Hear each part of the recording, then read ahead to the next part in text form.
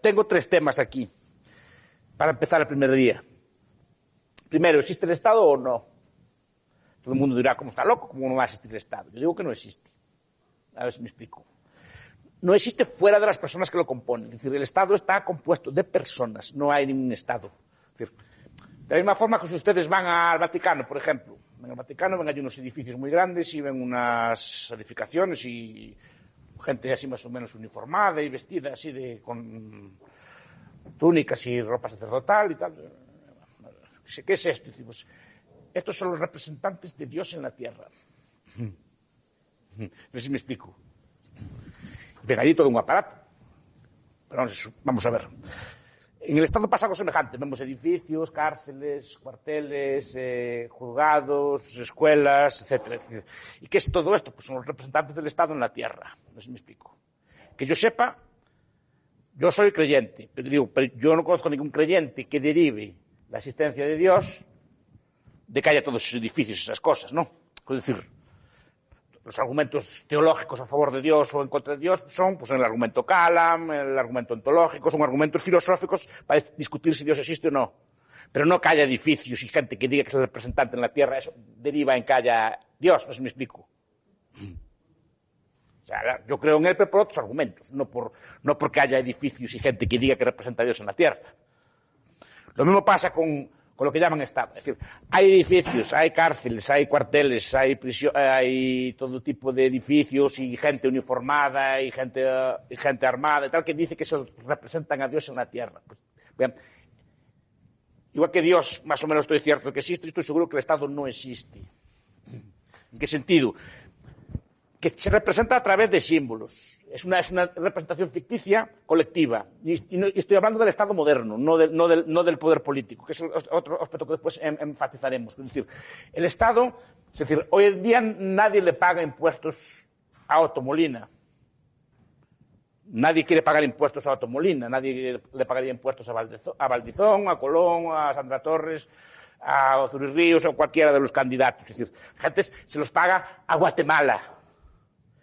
Pero Guatemala, yo nunca vi a Guatemala, igual que nunca vi a España, nunca vi a Galicia, no tengo ninguna foto de ellos, no tengo un retrato de cómo son. Entonces, ¿cómo se representan? Con símbolos. Símbolos, básicamente, que son trozos de tela pintado, que cada uno interpreta esos trozos de tela como algo sagrado. Igual que las religiones, pues, trozos de madera o así, pues también dan valor simbólico. Las religiones le dan a los trozos de tela, pues es la bandera, si son unos colores la bandera de España, si otros colores la bandera de Galicia, si otros colores la bandera de Guatemala, si tiene otros dibujos y tal. Normalmente representan con algún tipo de animal, casi siempre, por unos estados, casi siempre, menos en Guatemala, creo que es una excepción, o Venezuela, casi siempre animales de presa. Es decir, siempre son lobos, perdón, son leones, perros así tal, osos o águilas, son animales de presa para representar el Estado, o lo representan con músicas, con partituras. Y partituras en algunos casos acompañadas de algún tipo de poema o frase que hay que cantar y recitar, en ese tipo de cosas.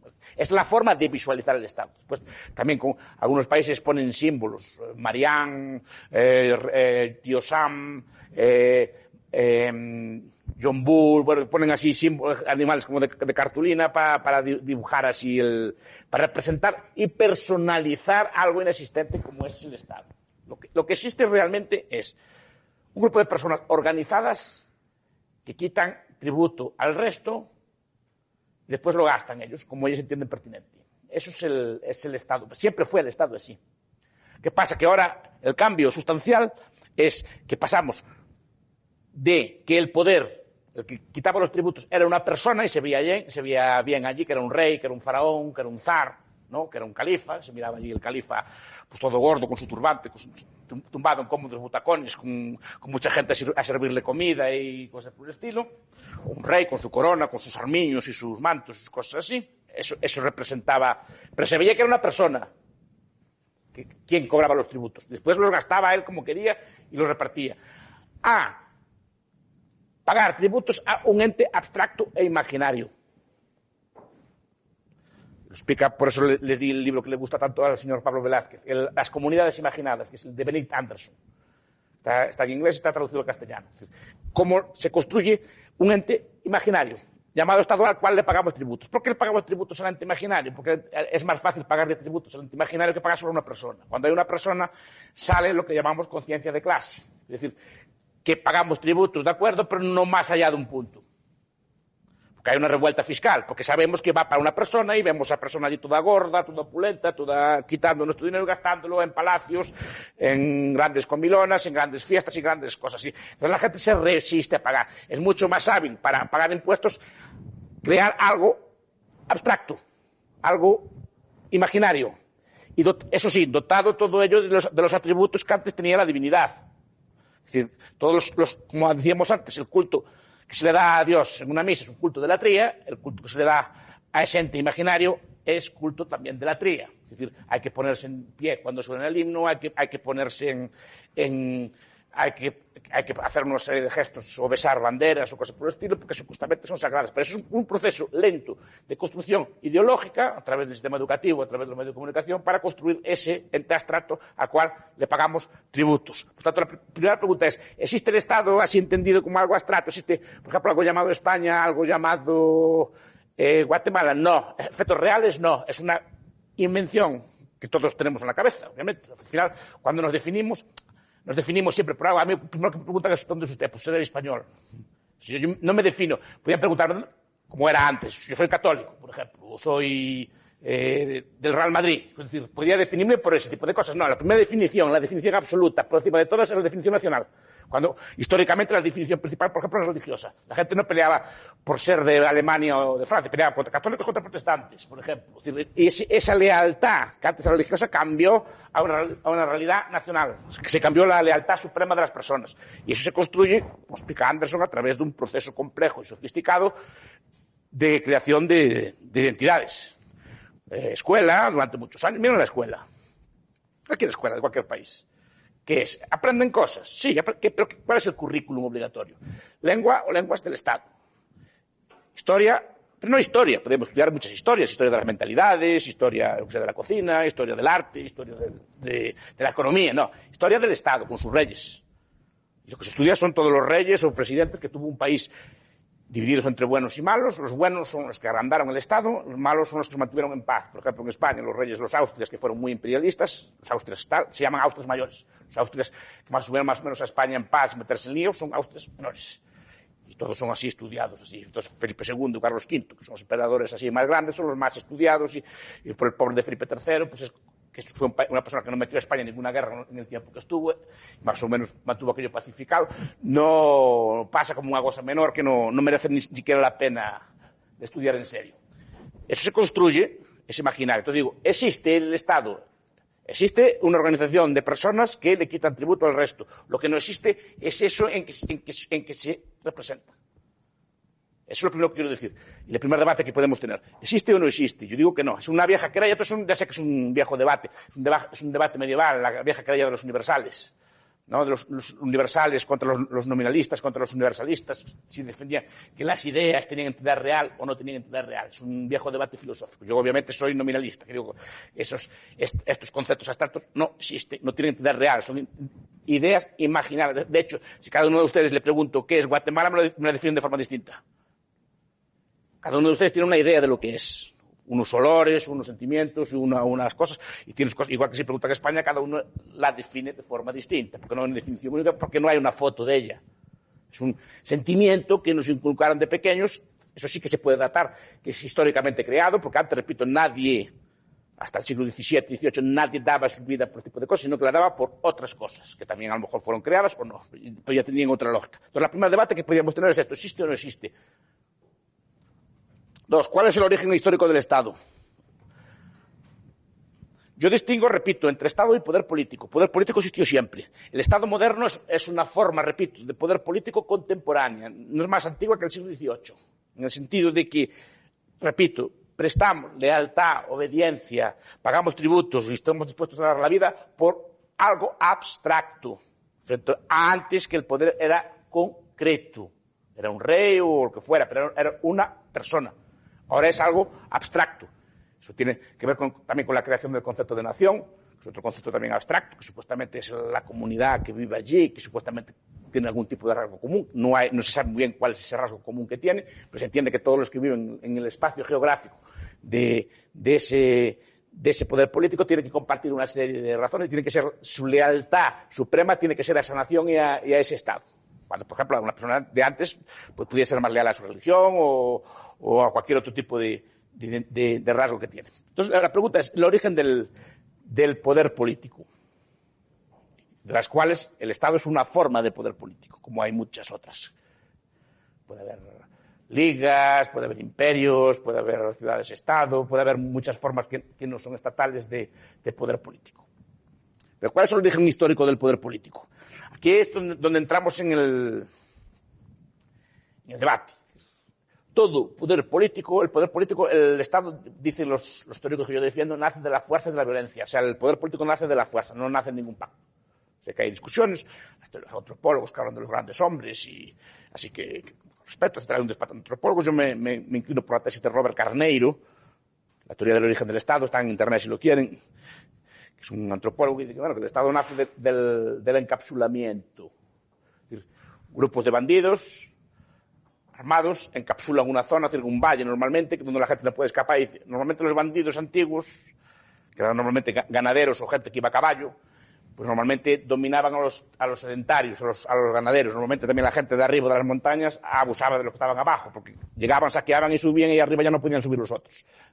Entonces, históricamente aquellos bandidos pues iban y saqueaban a los que pillaban por delante y marchaban. Hasta que uno de ellos, dice Carneiro, no lo dice así como lo digo yo, pero bueno, dice Carneiro, espera, ¿para qué vamos a dar toda la vida corriendo por ahí? Vamos, conquistamos a los campesinos y ponemos a esos campesinos a trabajar para nosotros. Pues dicho y hecho.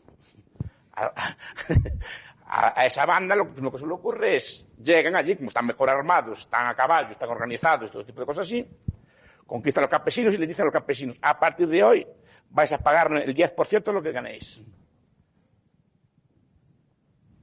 De todo lo que tengáis, el 10% para mí. El 10% es el tributo histórico. Si está en la Biblia, están todos los textos, casi siempre es el tributo histórico.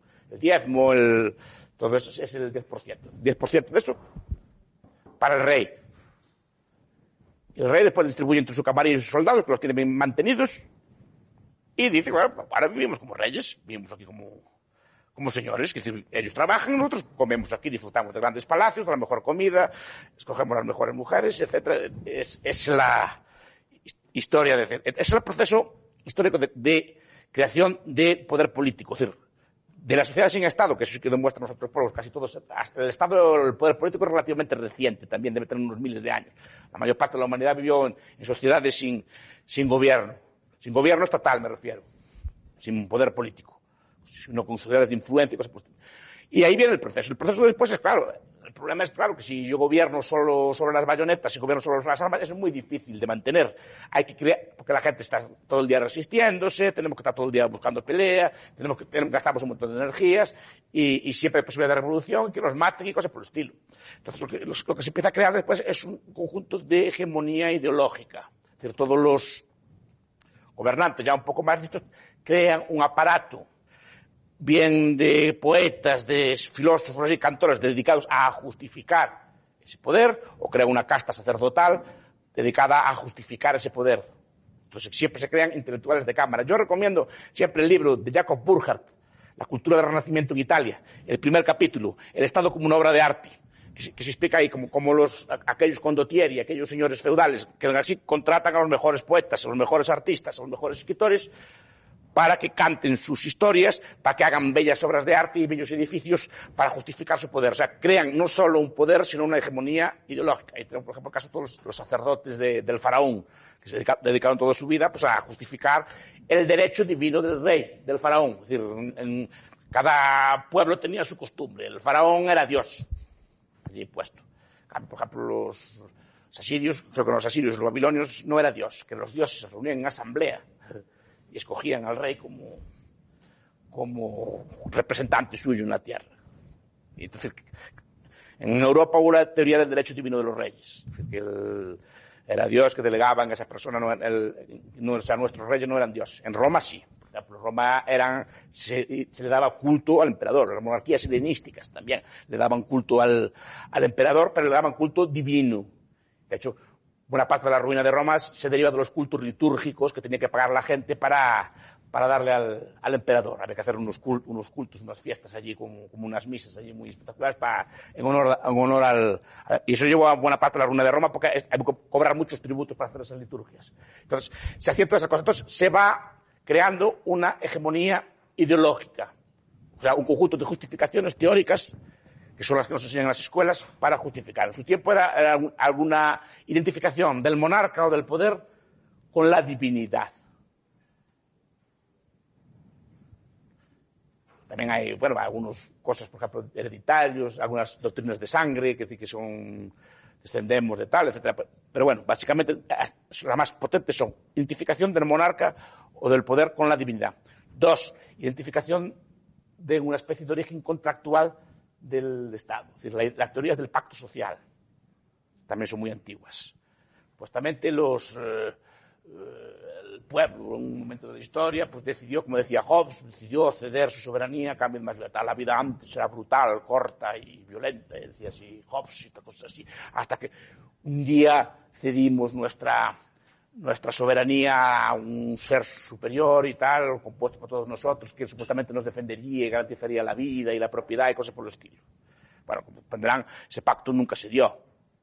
Nadie aunque se diera, a ustedes no les vincularía. Como saben ustedes, un pacto solo vincula a quien lo firma, y un pacto, en cualquier caso, también puede resolverse. Eso lo explica muy bien Jainok, cuando explica nuestro enemigo el Estado, explica o Lysander Spooner, cuando explican las incoherencias jurídicas de pensar que hay un pacto de este estilo. Ustedes cuando hacen un pacto, un contrato, yo pacto con Pablo Velázquez y ponemos al señor Laschetti, que sea el juez. Todo contrato implica, en caso de incumplimiento, pues sancionar a un árbitro, un juez o lo que sea. En el caso de un contrato con el Estado, ¿quién sanciona? Si hay conflicto.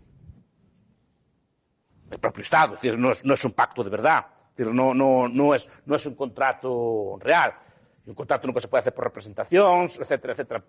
Tiene alguna cláusula de resolución, etcétera. Entonces digo, esa es la siguiente doctrina que también podemos discutir. La doctrina de que el Estado nace de un pacto, de un contrato social, que fue más o menos siendo perfeccionada, pues ya empezó de muy antiguo. En los Covenants, o sea, se hablan ya en textos muy antiguos, ya incluso de cristianos primitivos o griegos se habla de pactos de este estilo. Creo que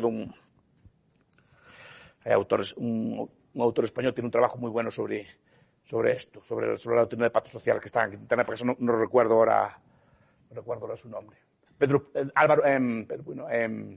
Francisco Puy Muñoz. Lo buscan en Verbo, si quieren, en internet. Allí tienen un trabajo sobre el pacto social. Pero bueno, esa es la segunda doctrina que podemos discutir si es cierta o no. Fue haciéndose más sofisticada con el tiempo. Ahora tenemos así a los modernos contractualistas. Tenemos a Rawls, la teoría de la justicia, que también es una cosa, a Nozick, por ejemplo, que es contractualista también, que es necesario, si no un contrato, si no hay violencia y cosas por el estilo. Y tenemos, claro, a la public choice, gran defensora del Estado. Es decir, que con su Buchanan, por ejemplo, en teoría del cálculo del consenso, habla también de pactos y cosas por el estilo, creen en el cuento también de que hay un pacto y cedemos nuestra soberanía y otras cosas así. Son todas ellas doctrinas de justificación del Estado. Si tiene que tener límites, no tiene que tener límites, cosas por el estilo, pero son doctrinas de justificación del Estado. También hay un conjunto de doctrinas que justifican el Estado de forma científica. Son todos nuestros amigos de Paul Samuelson, Musgrave, Bator, todas las teorías de la justificación científica del Estado se basan en la idea de que la necesidad científica, no pactual, de que haya un Estado. Entonces tenemos todas las teorías de los fallos del mercado, tenemos todas las teorías de los bienes públicos, tenemos todas las teorías de las externalidades, que son teorías muy elaboradas con un objetivo político claro, intentar justificar de forma elaborada, económica o científica que el Estado tiene que existir. Ninguna de ellas se fundamenta, ninguna de ellas vale gran cosa, pero se enseñan en todos los manuales de economía modernos, casi todos los países, como la justificación de que tiene que haber intervención pública. Esa es la tercera visión, ¿no? Científica. Pues podemos entrar en ella. Yo no creo que exista una justificación científica del Estado. El Estado se justifica porque existe por la fuerza. Pero el Estado no, el poder político se justifica por la fuerza, pero no porque sea necesario científicamente. ¿Qué visiones alternativas hay? Pues existe la visión, lo que llamo yo visión predatoria del Estado, o la teoría libertaria del Estado, que es una teoría que está, digamos, existe, existió a lo largo de los tiempos. Está más o menos oculta en el sentido que casi nadie la conoce. No está perseguida ni prohibida, etc. No es una tradición en el sentido que los autores que a ella pertenecen sean conscientes de que es una tradición. Pero siempre hubo un grupo de escritores que dijeron, no, señor, que no se creyeron el cuento. Es decir, el Estado no nace de ningún pacto. El Estado no nace de derecho divino. El Estado no nace de nada científico. El Estado nace por la fuerza de la violencia. Cuidado, muchos de ellos no son anarquistas. O sea, no tiene por qué ser necesariamente anarquista. De hecho, buena parte de ellos no lo son. O sea, no quieren la desaparición del Estado. Siempre dicen, miren, este cuento no me lo creo. Y explican el origen. Desde ahora que está instalado, pues sería muy costoso echarlo abajo y cosas por el estilo. Pero no creen que sea necesario nada así por el estilo. Es una tradición muy larga. Es decir, la tradición predatoria, por ejemplo, yo creo que, bueno, hay muchos autores, pero por ejemplo, Ibn Khaldun dice, no, todos los estados nacen de la conquista, los estados árabes nacen de la conquista. Hume, por ejemplo, en España había un autor, por supuesto, no se enseña en las escuelas, que se llama Alonso de Castrillo, Tratado de República, que explica muy bien que el Estado también nace de la violencia, nace de la fuerza. El Estado consiste básicamente, repito, en una banda de bandidos que conquista el resto y se pone allí a extraer rentas. Eso es la teoría. Pero después Hume, por ejemplo, Constant, que es un liberal clásico, sobre el espíritu de conquista, explica algo semejante. Todos los liberales franceses, Thierry, por ejemplo, de Estudio de Tracy, de Thierry, eran todos, lo explica muy bien Ralph Raico, eran todos en el sentido, mira, el Estado es una clase que se impone a la otra, es decir, es un grupo de personas que le quitan recursos a los otros. Tenemos a un grandísimo conservador, grandísimo malo, fue vicepresidente de los Estados Unidos, John Calhoun, el Marx de la clase de los amos, que así le llamaban, porque era un defensor enorme de la esclavitud. O sea, era un señor malo y así, pero un señor muy listo. Tiene un librito, está traducido al castellano como Disquisición sobre el gobierno. Dice, mira, el Estado consiste, y dice él que era vicepresidente, él que fue toda la vida senador, él que fue toda la vida una persona muy metida en el establishment político, lo decía con conocimiento de causa. El Estado es una clase que le quita dinero a la otra. Y siempre, en toda sociedad, decía él, tiene que haber dos clases. Una que vive a costa del Estado y otra que trabaja para mantener al resto. Lo explica muy claramente. Explica muy claramente, por ejemplo, Franz Oppenheimer, mejor dicho, en un libro que se llama El Estado, está traducido hace poco, diciendo que en la sociedad siempre hay dos tipos de medios, los medios económicos y los medios políticos. Los medios económicos son aquellos que derivan del intercambio libre de las partes y, por lo tanto, son mutuamente beneficiosos. Todo el comercio, todo el intercambio, toda la economía del amor, que le llama Kenneth Wilding, o sea, la economía de los padres a los hijos, son pactos voluntarios. Y hay medios políticos. Medios políticos son aquellos en los que una parte se impone sobre la otra parte por la fuerza. Lo distingue así, y lo decía Frank Oppenheimer, por ejemplo, que era un socialista. Y defendía el socialismo, pero decía que el Estado era eso. Lo dice, por ejemplo, ¿cómo se llama? Ya voy viejo. Este autor se llama Freedom and Domination, Alexander Rousseau. Explica, vamos a ver. Toda sociedad se basa en la superestratificación. Superestratificación es un concepto que dice que los estados o el poder político nace de la superestratificación. Esto es, un grupo de personas que se imponen sobre otras. Y va contando la historia. Dice, ¿qué eran los árabes cuando llegan a España en 1711? Pues una banda de bandidos, conquistan el territorio, al jefe del bandido le llaman rey, a los amigos del bandido, como su cosa, le llaman duques, califas o lo que sea. Bien. ¿Qué eran los godos?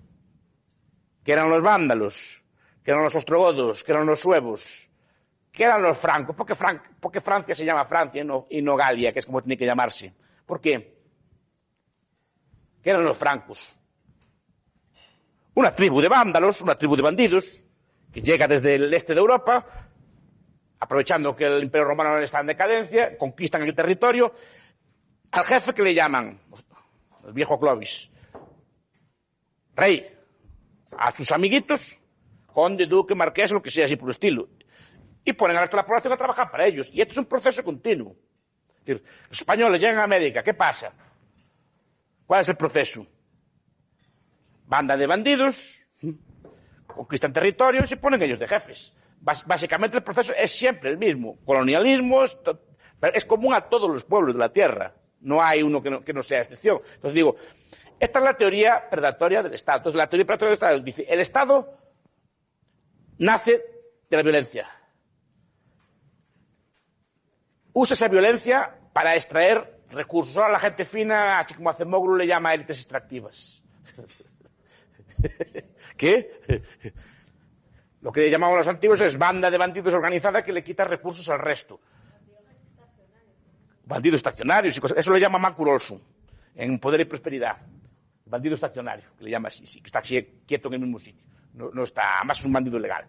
Entonces, le quita recursos al resto y los reparte. Charles Tilly, por ejemplo, para acabar ya. Claro, Charles Tilly, John Hall, Michael Mann, pero Tilly, por ejemplo, en Guerra y Construcción de Estados como Crimen Organizado, que es un texto precioso. Lo buscan en Google y allí les explica cómo el Estado moderno nace de aquel jefe o señor que es capaz de usar más armas, tiene más hombres y tal, para extraer más recursos y extraer más rentas del resto. Esta es la teoría libertaria del Estado, que tiene una serie de hombres, por ejemplo, bueno, Rothbard la aplica, David Osterfeld la aplica, es la teoría, digamos, libertaria, y difiere, que ya veremos en las próximas sesiones, de la teoría liberal. La teoría liberal, en cambio, da una visión Hayek, Mises y así, defienden el Estado como algo bonito, bueno, así, siempre y cuando esté circunscrito una serie de cosas, no sé si me explico. Y esa es la diferencia entre liberal y libertario. El liberal ve el Estado como algo existente y algo bueno, y le da un origen inmaculado, normalmente contractualista. El libertario, aunque no sea anarquista, o sea, no tiene por qué ser anarquista, no tiene por qué querer meterse en los costes que puedes suponer abolir el Estado, pero reconoce de dónde viene y no se cree el cuento. Cuidado, y aquí entra ya la conclusión de lo que quiero decir. La idea de que el Estado es bueno o malo es muy importante, aunque no sea bueno, porque si vemos el Estado como algo bueno vamos a querer más, si vemos el Estado como algo malo vamos a querer menos. Y eso es muy distinto. Creer en una cosa y creer que existe realmente a creer que es un grupo de personas también cambia mucho. De hecho, el gran invento moderno es la extensión del Estado como algo abstracto y la extensión de que supuestamente el Estado somos todos. Eso disminuye mucho la conflictividad interna. Si se fija en la historia de la humanidad, era una historia de revueltas fiscales. Las comunidades de Castilla. Es una guerra fiscal. Simplemente los ciudadanos de determinadas ciudades se niegan a pagarle tributo al rey, porque no quieren pagar más de lo que están pagando. Y se rebelan, y estaban siempre rebelándose. En cambio ahora no, somos todos, nos lo pagamos a nosotros mismos los elegimos, nosotros mismos lo pusimos, etcétera. Cuando no es así. Hay que